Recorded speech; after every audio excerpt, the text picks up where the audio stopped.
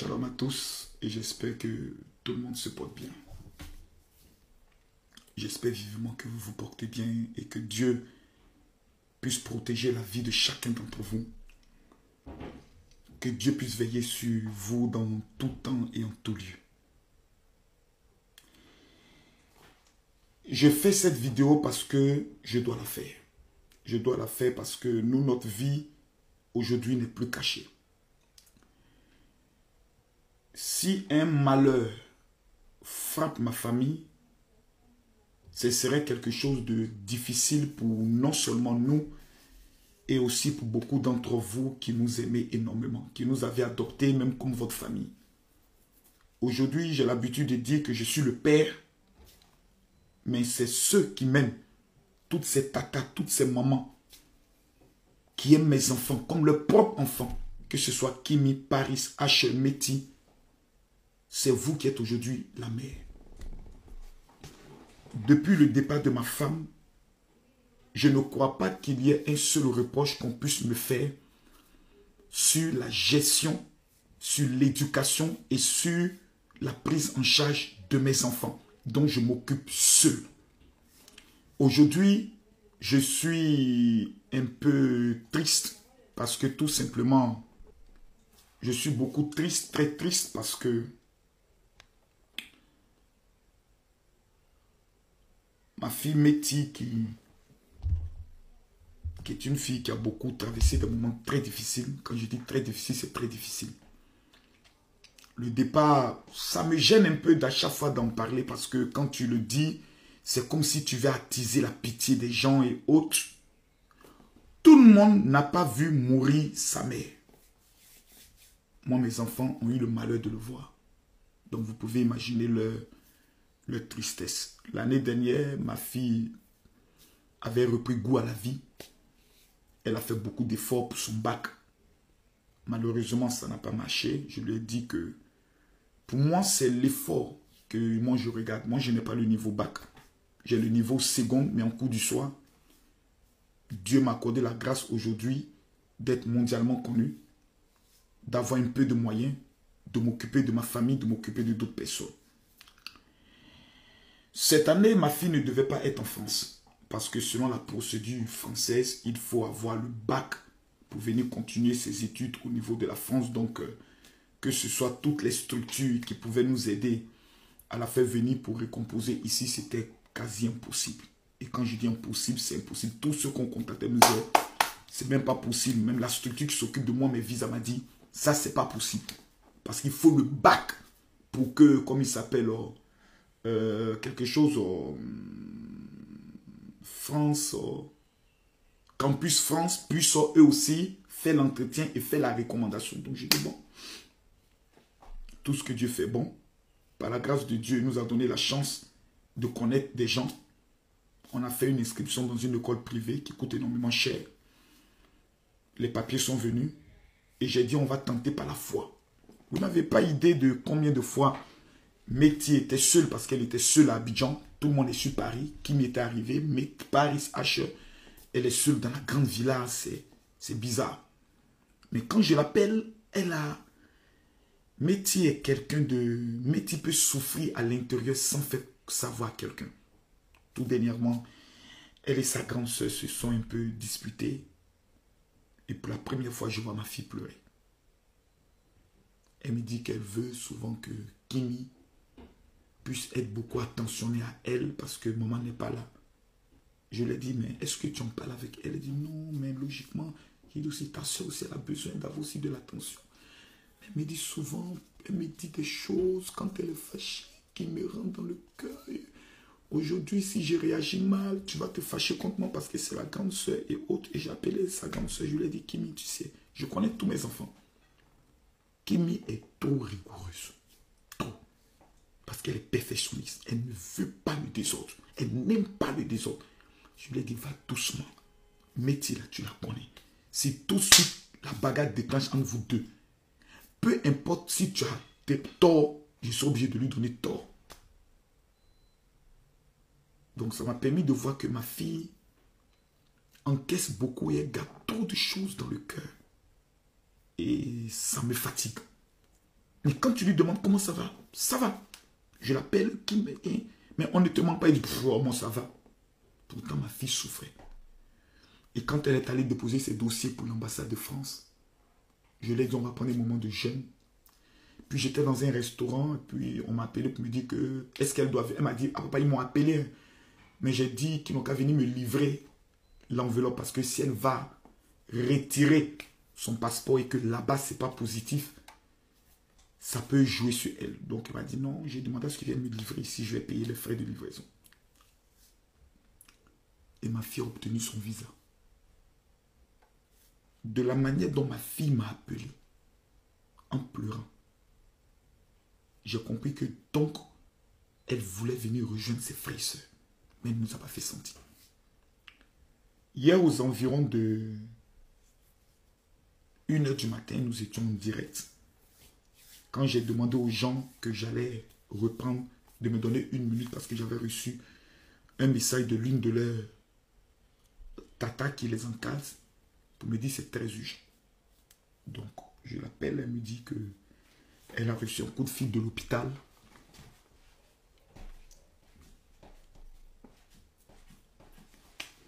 Et que notre métier est hospitalisé. Je sais que c'est Kimi qui était malade. Moi, j'étais malade en Turquie. Kimi est allée en Espagne. Elle est revenue très malade. Je l'ai fait revenir sur Paris pour moi-même m'occuper d'elle. Encore Métis. Pourtant, Métis ne tombe jamais malade. Parmi nous tous, celles qui ne tombent jamais malade, c'est Métis. Elle, jamais. Comment ça, les pompiers peuvent venir la chercher? Qu'est-ce qui se passe? Elle essaie de m'expliquer. Elle dit non, je suis en parole avec le médecin. Autre. Ses téléphones ne passent pas. Et tout à l'heure, on dit bon, ils vont la garder aujourd'hui. Et je parle avec le médecin qui me dit que le psychologue a parlé avec elle. Qu'elle lui a dit des choses qu'elle ne peut pas me dire.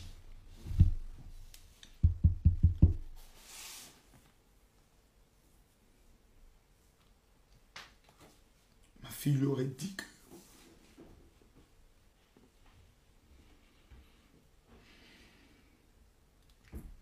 avec tout ce que j'ai dépensé pour l'école, les pressions que j'ai mises sur certaines autorités pour son visa, elle est même venue en retard. Elle a commencé le cours très en retard. Quand elle est venue, la première des choses qu'elle m'a dit, papa, c'est pas la même chose.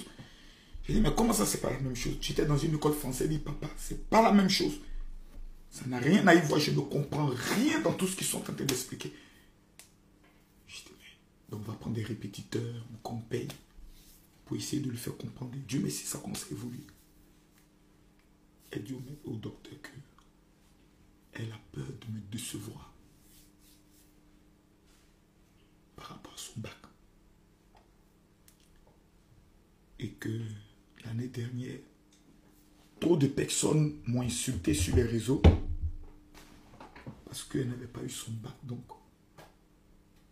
ça fait en sorte qu'elle ne dort pas, qu'elle révise jusqu'à 6 h du matin.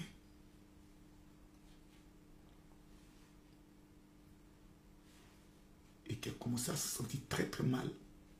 Et elle a fait un surdosage des Doliprane. Parce qu'elle prend, elle sent toujours la douleur. Elle est seule, elle prend une deuxième, elle sent la douleur. Mais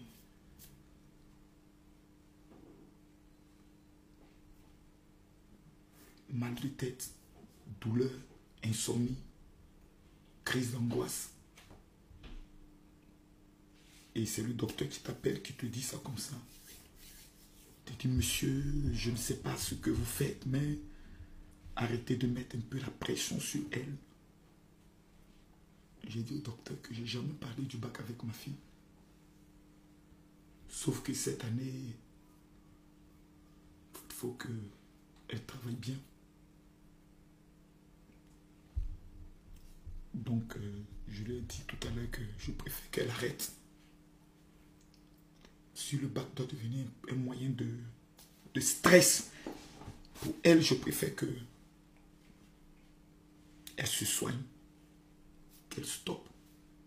Et que peut-être l'année prochaine, ou la volonté de Dieu, si le bac est fait, elle peut faire les grandes études, elle laisse ça, puis après, si elle veut passer en candidat libre, elle passe en candidat libre, pour ne pas qu'elle ait l'impression que toute sa vie est limitée au bac pour me faire plaisir. Kim est allé au bac, la première année, elle a eu. Cette année, j'ai mon premier fils qui passe aussi le bac. Mais quand un enfant te le dit, c'est qu'elle arrive à se confier à d'autres personnes, mais pas à toi. Tu te dis, qu'est-ce que j'ai raté? Et tu te dis vraiment, je préfère avoir mon enfant vivant qu'avoir un enfant peut-être qui échoue et qui se suicide. Et là, je ne crois pas que je vais m'en remettre, ou bien qu'on va me pardonner. Parce que si quelque chose arrive à Métimo, je suis un homme mort. Parce que les réseaux vont pas me faire cadeau. Ça, ils ne vont pas me faire cadeau. J'entends déjà des voix qui diront, c'est parce que la fille savait beaucoup de choses que Makosso l'a sacrifié. Donc, je préfère voir mon enfant vivant. Je préfère voir ma fille vivante. Qu'elle s'épanouisse. Et qu'ensemble, on puisse lui donner cette joie. Parce que pendant 2 ans, Métis était comme une morte. Parlait à personne. S'enfermait seul dans sa chambre. N'allait pas au cours. Et l'année dernière, elle a repris goût à la vie.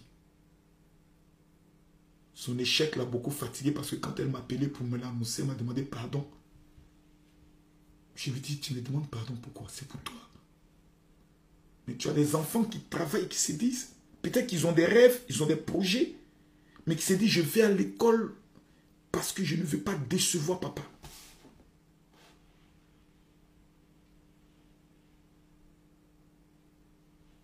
Moi, je veux que ma fille soit heureuse. C'est tout ce que je veux. Donc, je ne vais pas lui mettre de pression. Elle a eu le coup de la rentrée en retard.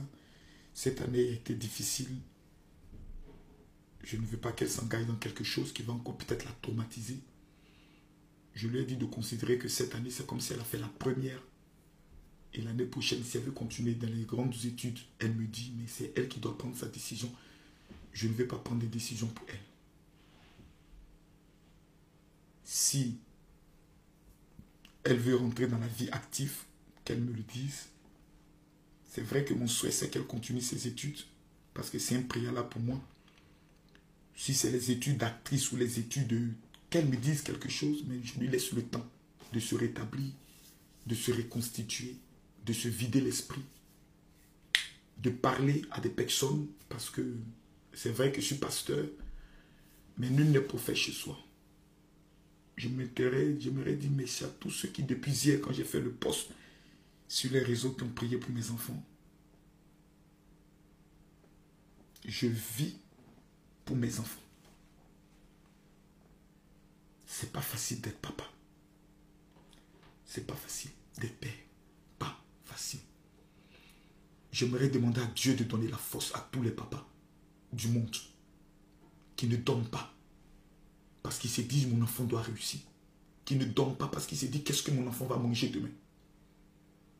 Qui ne dorment pas parce qu'ils se disent comment je vais payer l'école de mes enfants. À tous ces pères qui souvent pendant leur fête, qui ne reçoivent pas de cadeaux. J'aimerais leur dire que Dieu vous bénisse.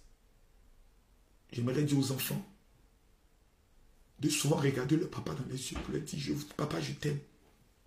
Parce que souvent on en a besoin. C'est pas facile d'être papa. Que Dieu protège tout le monde. Amen. Si vous voulez aller au Canada, si vous connaissez quelqu'un qui veut aller s'installer au Canada, si vous avez des élèves ou des enfants que vous souhaitez envoyer au Canada dans le but d'étudier, et si vous-même, un jour, vous souhaitez aller en vacances au Canada, écoutez-moi très bien. Dans cette histoire d'aller au Canada, beaucoup de réseaux mafieux se sont mis en place dans le but d'arnaquer, escroquer et détruire la vie de plusieurs personnes.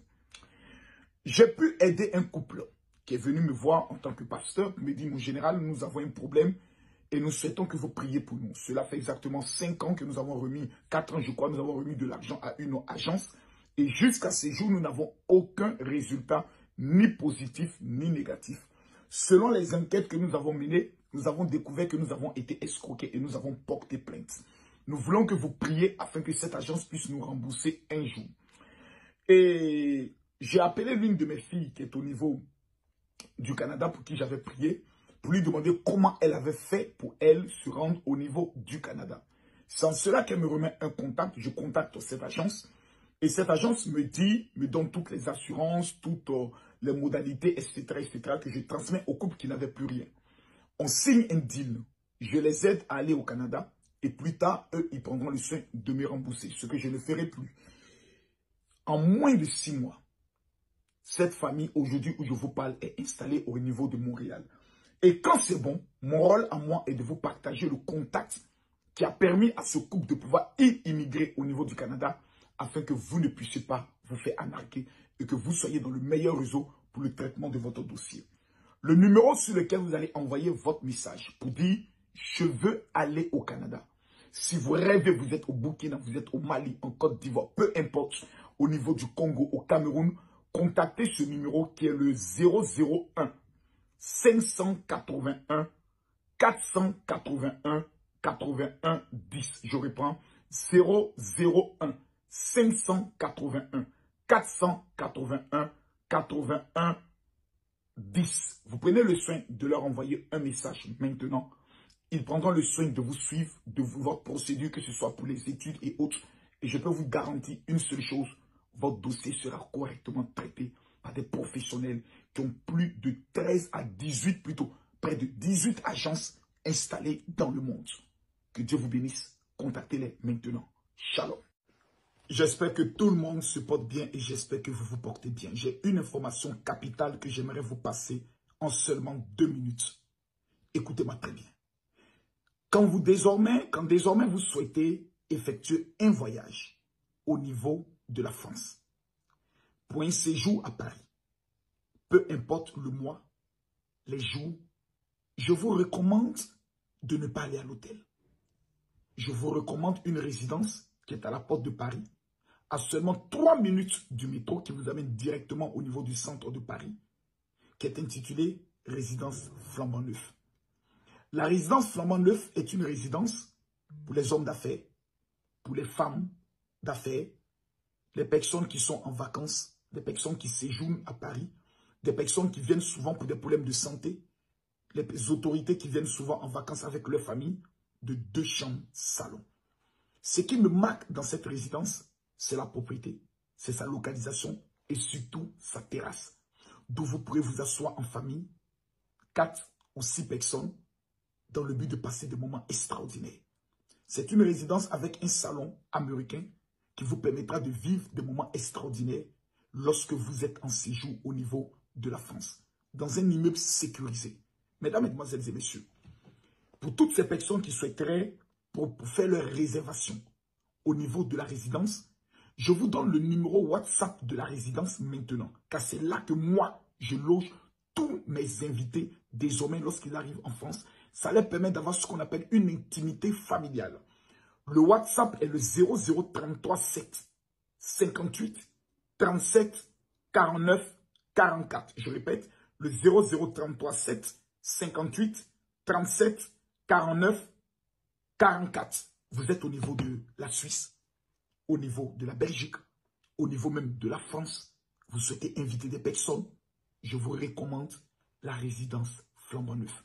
Vous envoyez un message sur WhatsApp, vous donnez votre période de séjour et vous envoie la facture préformat et automatiquement, vous avez la résidence à votre disposition. Shalom.